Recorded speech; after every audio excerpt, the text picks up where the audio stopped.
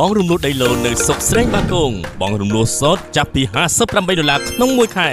មិនមានប្រាក់ក៏ទទួលបានការបញ្ចុះតម្លៃដែរបញ្ចុះតម្លៃរហូតដល់ទៅ$500ហើយការបញ្ចុះនេះមានរហូតដល់ដំណាច់ខែ5ឆ្នាំ2024នេះ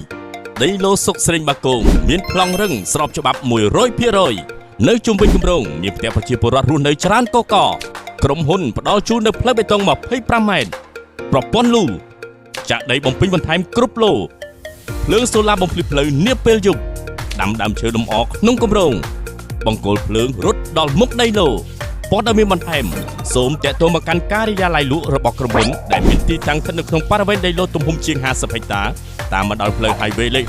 66ត្រង់គីឡូម៉ែត្រលេខ7ឬតាក់ទងមកកាន់លេខទូរស័ព្ទ097 8 1 2 3 4 5 6ដីឡូបងរំលោះសុតសុកស្រេងបាគង